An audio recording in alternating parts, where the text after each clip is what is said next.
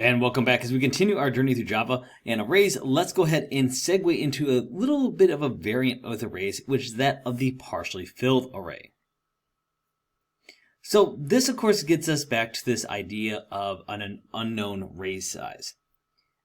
Often the exact size needed for array is not known when the program is written, or the size may vary from one run of the program to another. And so you may have the first time, for example, an array of size 20. Next time you might need an array of size 200. One common and easy way to handle this situation is to declare the array to be of the largest size the program could possibly need. So if you know, for example, the max number of, let's say, inputs you're going to be able to accept is, let's say, 1,000, then maybe you make your array that size. The program, of course, is then free to use as much or as little of the array as needed. There is, of course, another approach, which is the partially filled array. Partially filled arrays, though, they do require some care in their implementation.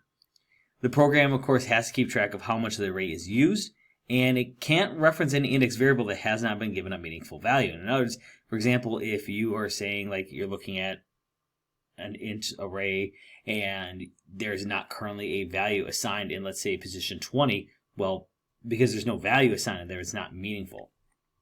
If you're going to use an array in a disciplined way, such as using the array as a partially filled array, then it's often best to create a class that has the array as the instance variable and have the constructors and methods of the class provide the needed operations as methods. And in order to demonstrate this, we're going to use the class partially filled array. So before we look at it, a quick tip for you is that accessor methods need not simply return as instance variables. In that class partially filled array, which we're going to go ahead and look at, you'll notice that there's no accessor method that returns a copy of the entire instance variable A, of course referring to that partially filled array. The reason is that when the class is used as intended, a user of the class partially filled array would have no need for an entire array because it's only partially filled. So this is an implementation detail that actually is very beneficial for this type of structure.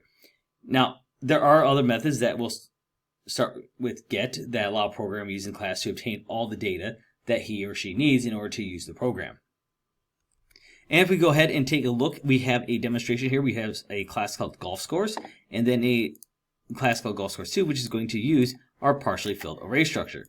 And when we look at the partially filled array, one thing you'll notice in here is that it is effectively creating a class called partially filled array. We have a int called max number elements.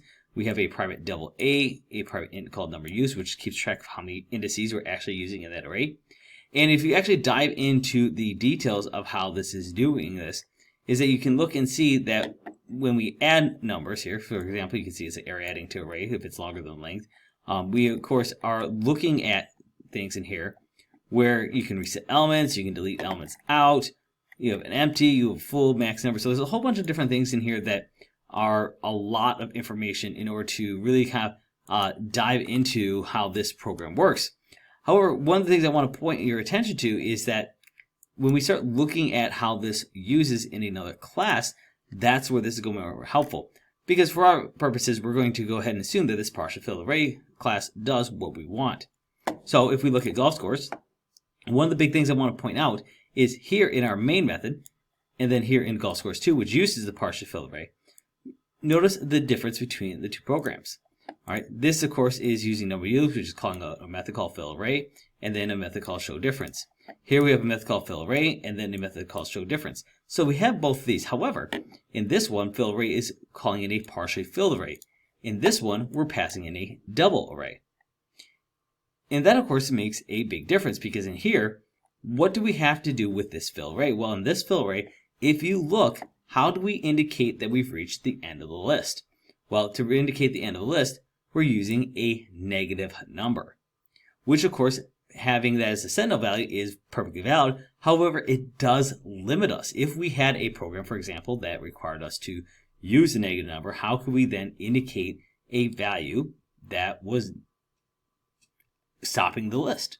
So the partially filled array allows us to do that. If you look at this one, it's simply saying, hey, what's the max size of your array? So how big can you get? And then you notice here it says mark the end again with the negative number. However, the implementation of that sentinel value is different. And here you can see we, of course, are passing in a integer that we're going to then use. And we're going to simply fill that array with the double. However, here, when we call that, we're using the add method that's part of the partially filled array to go ahead and put those values in here. Furthermore, if we dive a little deeper down into our compute average and show difference methods, again, you can see there's some differences here in this code. Yes, we have some similarities between them.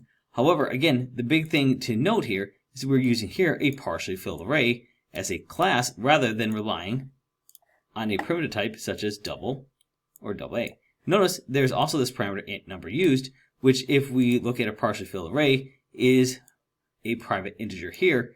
So it's already being tracked as part of it. So if you don't have to, if you're like, I don't know how to use a partially filled array, guess what? This golf scores class is a perfectly good demonstration showing how to do it if you don't know how to do a partially filled array.